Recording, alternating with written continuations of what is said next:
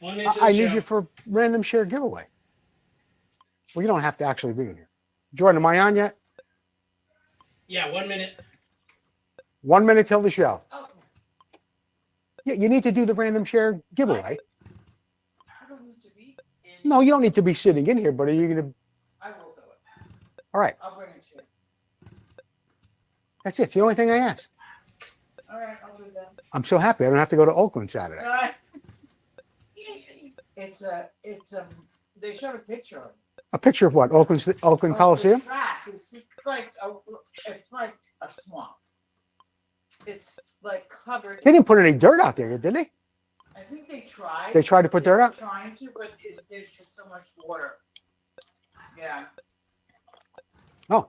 There's no way to do it. That's all right. We'll stay home. It'll be Saturday, rainy. We'll make a fire, have a nice romantic day.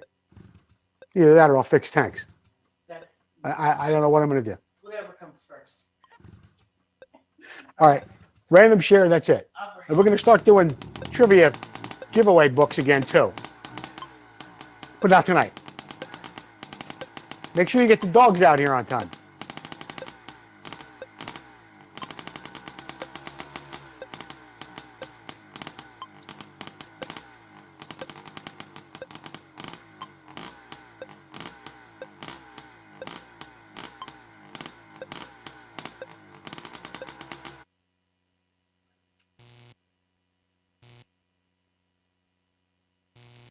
You're live.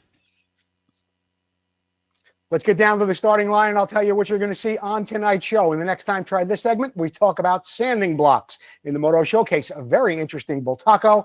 Here's the problem. You sent us some questions. We've got some answers. What's it worth? Got a KX500 coming up. Just how I see it. We'll tell you just how I see it. We've got all that and a whole lot more coming up. Stick around. We'll be right back.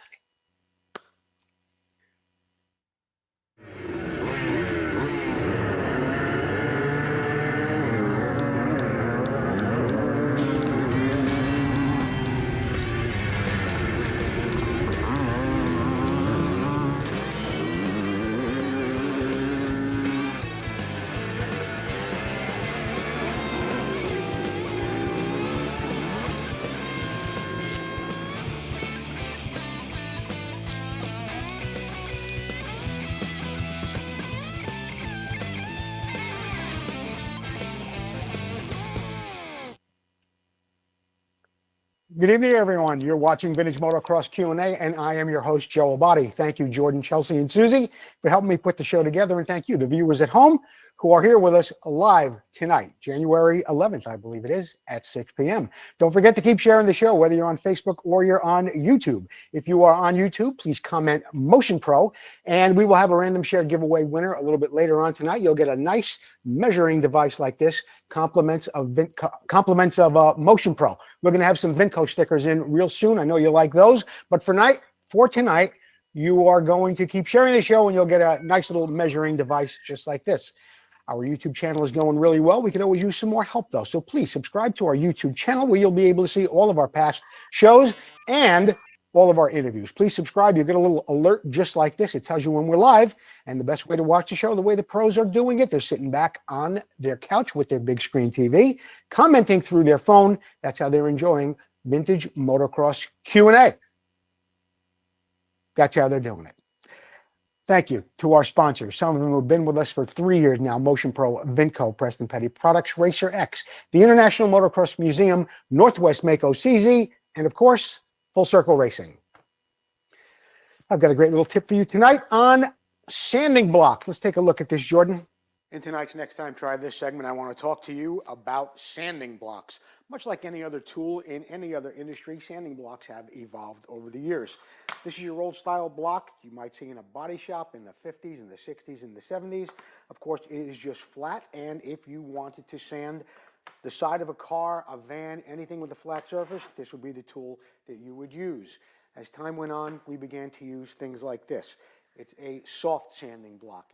It does twist a little bit. You can contour it, but after a while, it doesn't really go back into shape. And if you're sanding things like flat surfaces on certain gas tanks, or even tanks with a compound curve, like an Elsinore tank or Husqvarna tanks, it may not always give you the shape that you want once you put your sandpaper on it. What I've been using recently and I've discovered are blocks like this. They have slots in them that go side to side or back to front, however you look at it, and you can bend them and they pretty much stay in that shape. They come in different sizes. I've got 2 here, but they actually come a lot longer than this.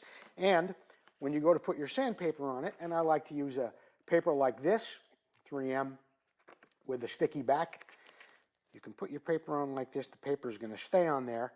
And then you can even back the paper off a little bit. You can bend that sanding board, and you can keep that shape. Works great on things like Elsinore tanks or any tank at all, any kind of shape that you might have where you want to make sure that it's getting the curve. It also works great going this way. So when you bend it, you can bend it as much as you need to and apply your paper, and you're going to be sure that you hit the surface that you're looking to sand. This is also a great way to sand anything else that you might be working on your bike or any other project, whether you're doing a frame, whether it's a swing arm, whatever little parts you might have. A sanding block is going to save you a lot of time. You're going to get better use out of the paper, better use out of your time, and you're not going to take as much skin off your hand as you normally would if you didn't use a sanding block. So get a hold of me and I'll tell you where I got these. I'll give you the name of it and you can get some for yourself. Next time, try that.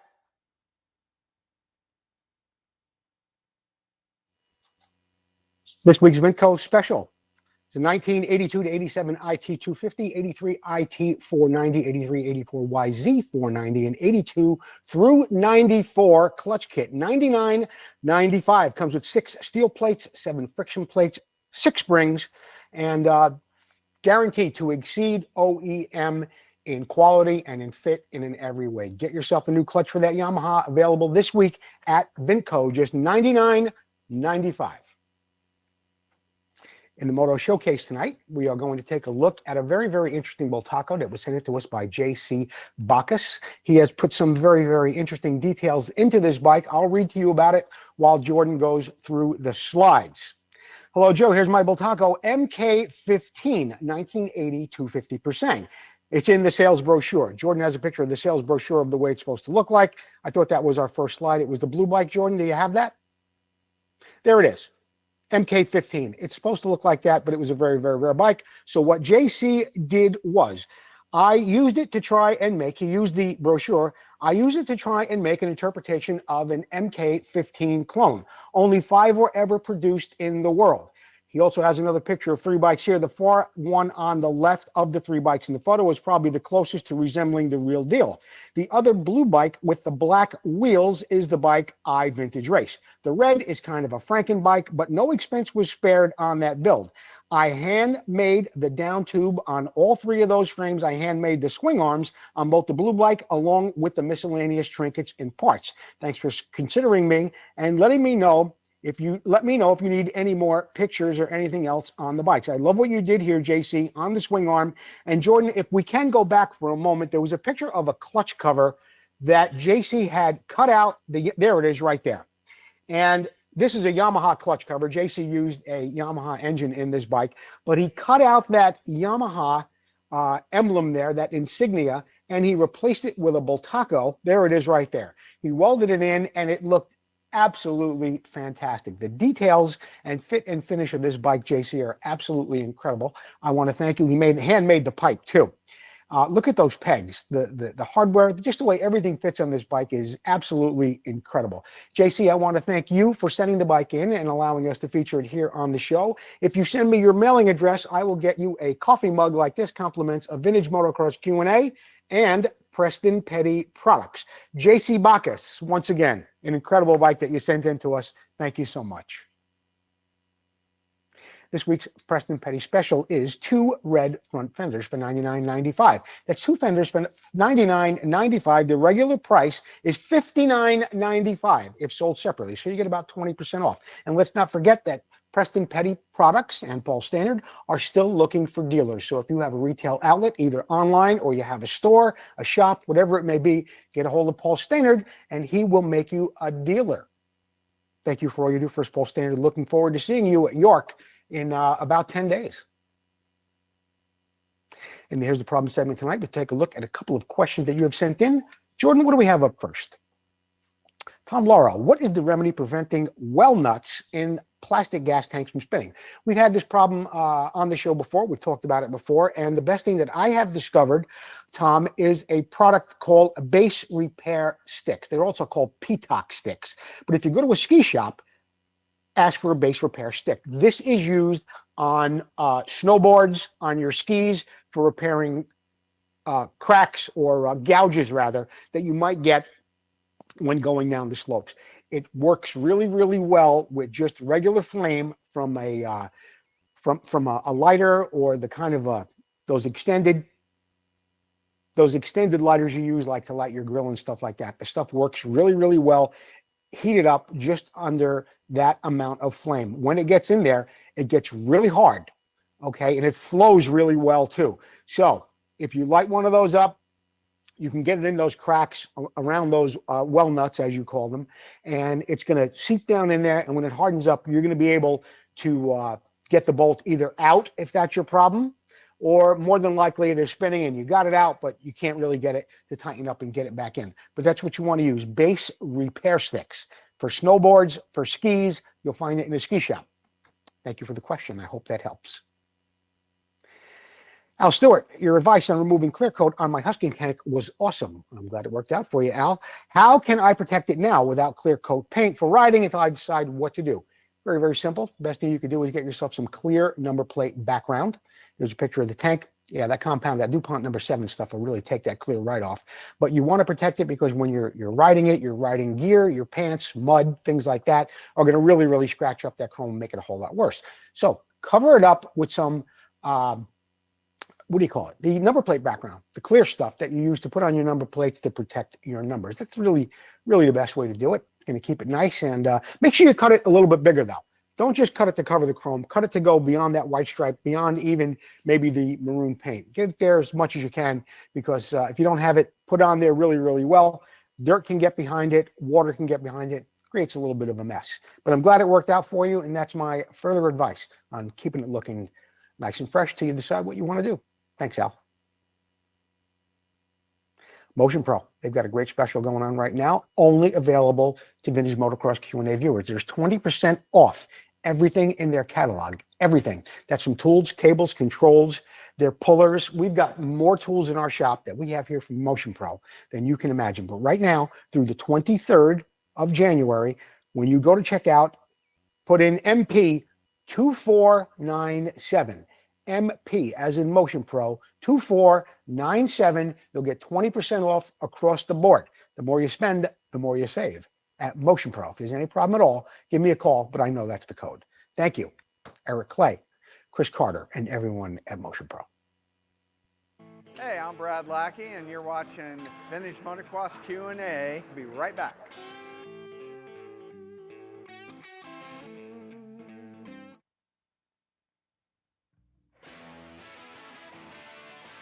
Hi, I'm Sean Gager. We're here with Altus Motorsports. I'm Kevin Almeida's mechanic, bike number 16.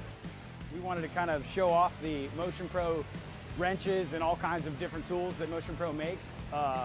You know, getting the job done, saving time is crucial, especially, you know, qualifying, trying to do a clutch change or anything like that. These speed wrenches are absolutely great to have. They make our lives absolutely way easier. Every single mechanic on the crew has many, many things in their toolbox, and we are very, very happy to have them on board.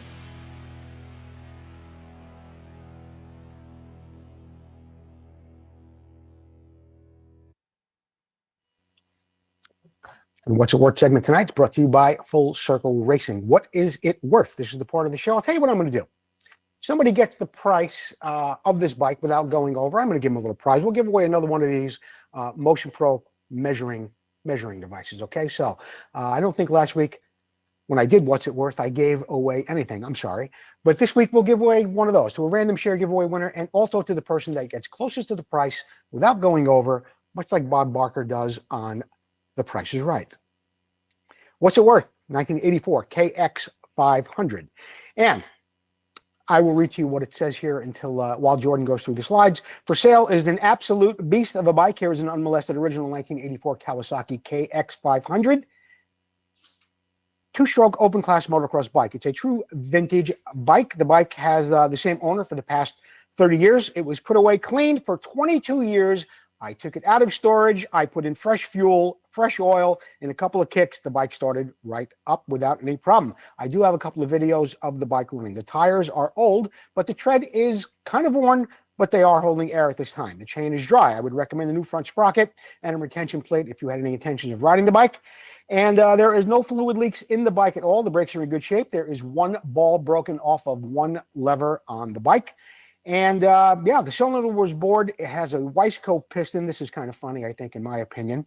The seller says, I have receipts in hand for a top-end rebuild kit, a top-end rebuild from a Kawasaki dealer completed in 1998.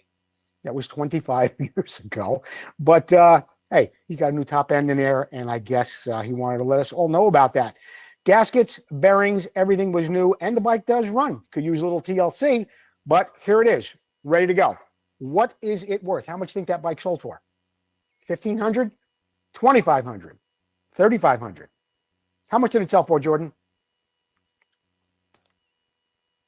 $3,000. I thought $3,000 was a heck of a deal for a KX500. Yeah, I mean, it is a 1984. It is getting up there in age, but these big bore bikes, they're really, really holding their value, especially now with, let me say this, and I thought I had a just how I see it segment in the show tonight, but right now I'll do that. Maybe we didn't have the slide a little bit earlier. I don't think we did. No, yeah, actually we did we do have just how I see it. Okay, the price of the bike was $3,000. Just how I see it. Here's another bike, a 1998 CR500. The bike was beautiful. It was original. It recently sold for $9,000. I think with these big bore two strokes, whether it's the 85 KX 500, whether it's the 95, 96, 97, or even the older CR 500s, you're going to see them going up in value and really, really holding their value as well. Why? Look at the price of 2023 four strokes. I mean, a KTM, $12,000 plus. There's going to be tax, there's going to be registration, there's going to be other things that go along with that. I don't know if everybody's got $12,000 to lay out on a new dirt bike. Why would you? You'd probably want to finance it because, I mean, what's a dirt bike that's $12,000 today?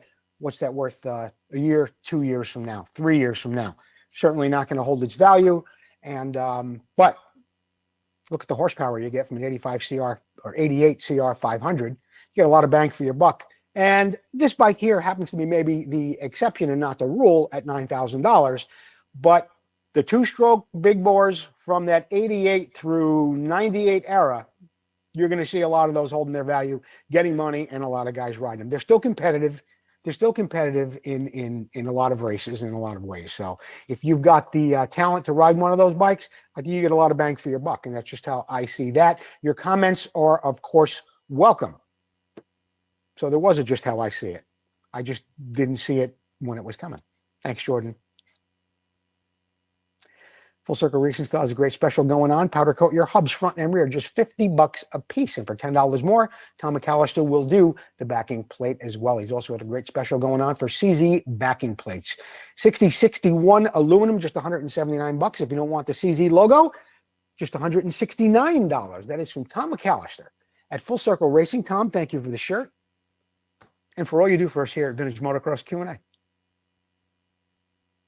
Have you ever heard of a Quasar? I think Quasar was a television. But anyway, I looked it up and it was kind of an unusual bike. It is called a Quasar, and I'll read to you about this little unusual bike.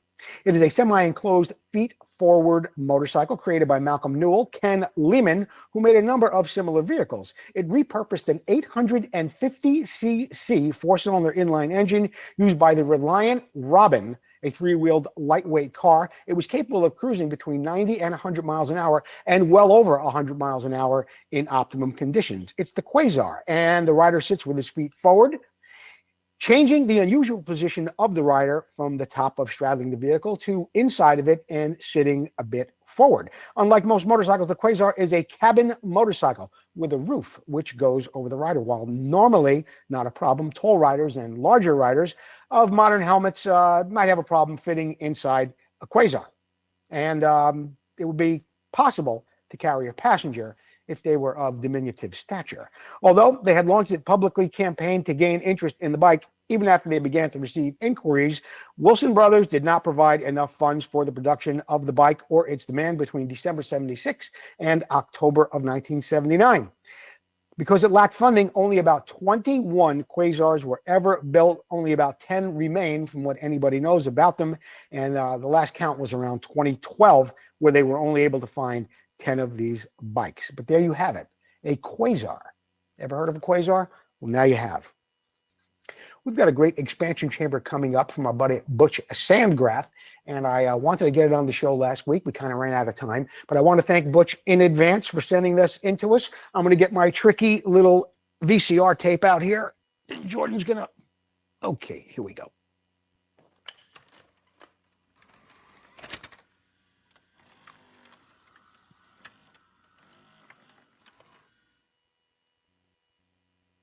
Hey everybody, I got something cool here for y'all. This here is a new old stock leak detector that they sold for the CR125 and the CR250s and 73.4 stuff, 75. It's pretty cool. I'm gonna do a leak down test on this engine we just got together, or I just got together. Nice little instructions here, hardly ever been pulled apart here. How to do it. Symptom, engine does not respond to jetting. Number 2, has no bottom end, requires constant adjustment. Oil foul plugs, gearbox oil through the crankshaft seal. So it's pretty simple. We got to pump it up to 7 to 9 pounds, and it shouldn't drop more than a pound in a minute. So here's the deal on this. Turn this in. There you go. So we're just going to insert this guy in here. Push him all the way in. Where's my dad here? Let's get a clamp on her here. So that one's on that side, you know what's there. Set this engine so it doesn't move, just put a 3/4 inch block underneath there. Then we got this guy here. Bolts here, ready to go.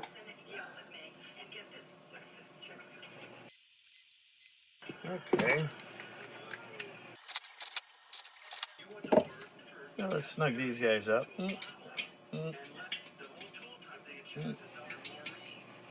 Make sure your spark plug's in tight. Grab this little guy, we put it on a little spigot back here.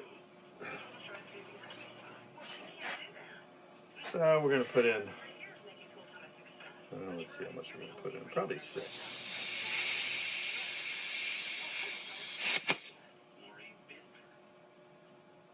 Okay. I actually went over a little more, but there we're sitting at about 7 1/4. Yeah, it's not moving. So you're good to go. We know that the crank seal isn't leaking over here, and the crank seal isn't leaking there, and the gasket in the middle, nothing leaking there. Head gasket isn't leaking. That's what you check for. So it's come down just a teeny tiny bit, but it's nothing. So it's perfect. We're good to go. Good engine. Thank you, Butch Sandgrath, for sending in that very informative little video about how to do a leak down test on that Honda CR250 engine. Thanks, Butch. Oh, we're going to take a commercial break. I'm glad about that. When we come back, we will have our random share giveaway winner. We'll be right back with more Vintage Motocross Q&A.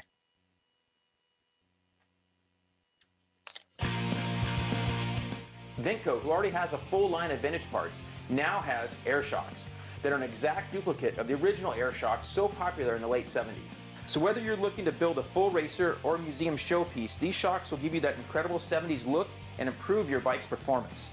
These new air shocks are fully rebuildable with VINTCO rebuild kits, and all shocks are hand assembled in the USA with all new components. Every component is brand new. Just like the originals, our air shocks are adjustable with 2 chambers, high and low pressure, giving you tremendous flexibility for settings of your bike suspension. The VINTCO air shocks come fully assembled and ready for installation. Just add air or nitrogen. The kits include the manual and spacers. Visit VINTCO.com to check out the air shocks and all that VINTCO has to offer to help you get back on track and to keep that ride going.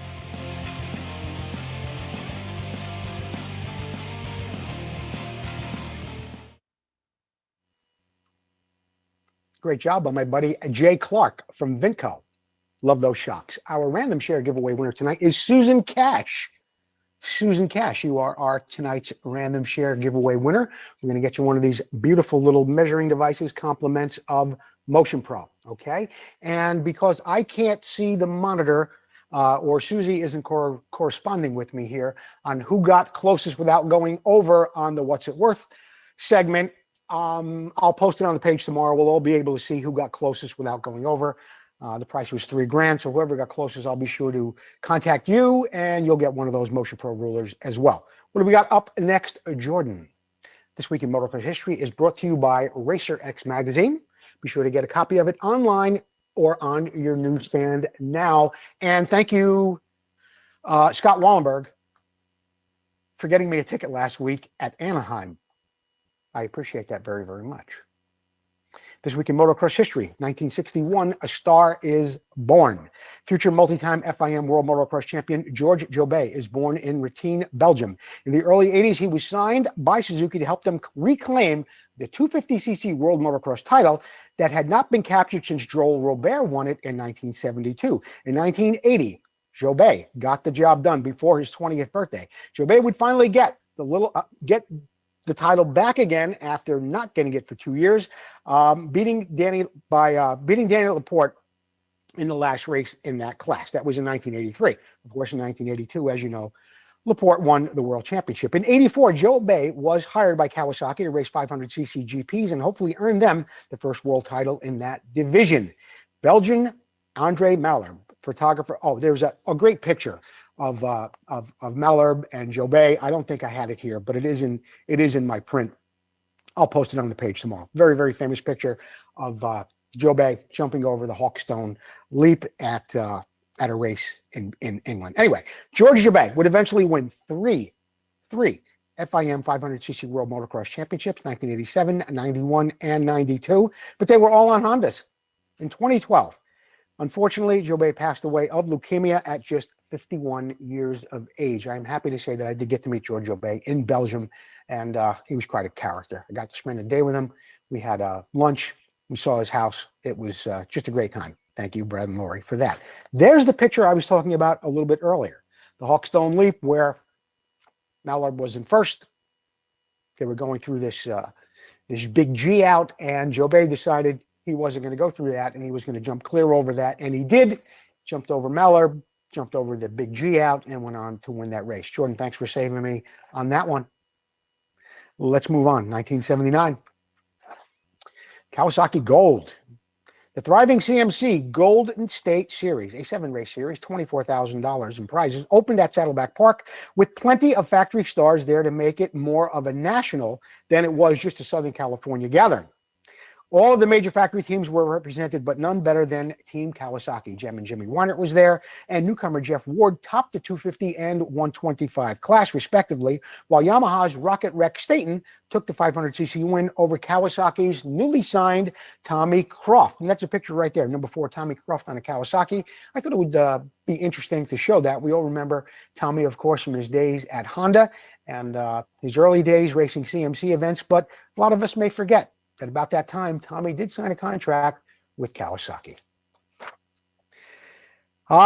Tragedy for Andre. Another sad story. 1988, 3-time FIM 500cc World Motocross Champion Andre Malherbe of Belgium was in a life or death situation, breaking his neck while competing in the Paris-Dakar Motocross Rally in North Africa. Malherbe was riding a Yamaha in the 6th leg of a 22-day event, and he crashed at a high speed in the dune section of the Sahara Desert in Algeria.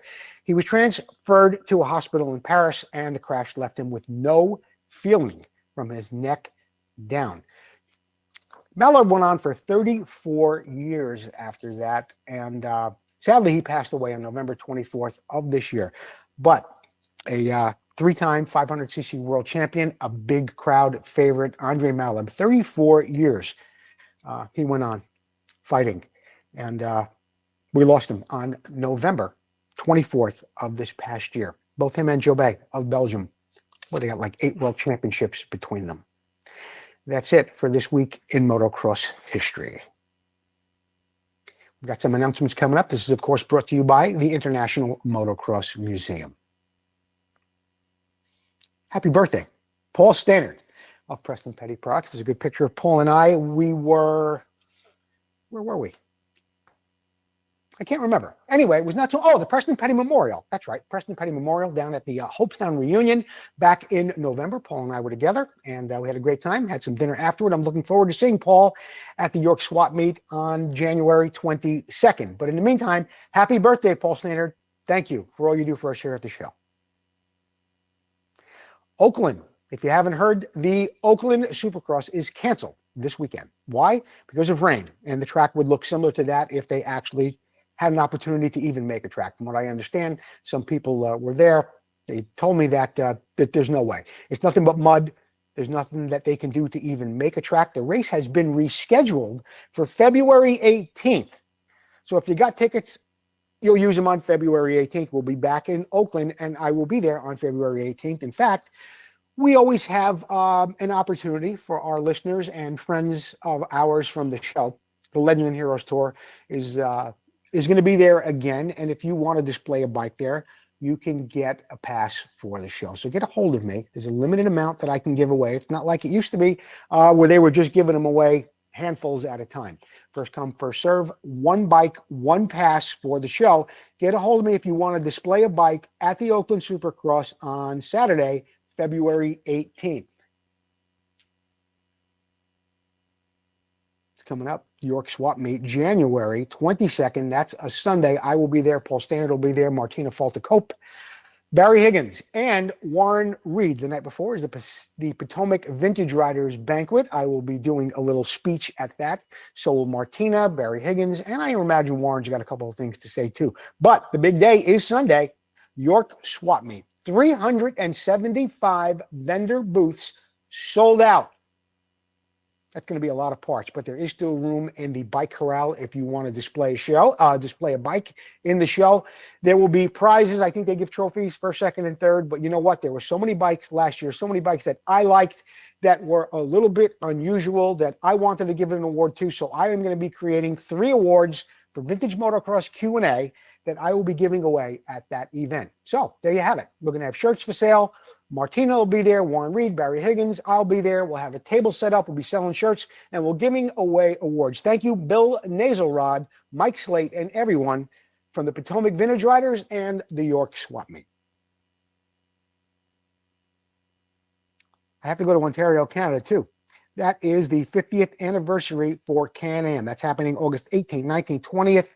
And that's in 2023 in August. But don't forget, you got to get over the border. You're going to need a passport. You're going to want to get your bikes up there. There's going to be racing. I think I am going to race that weekend during one of the moments where I won't be announcing.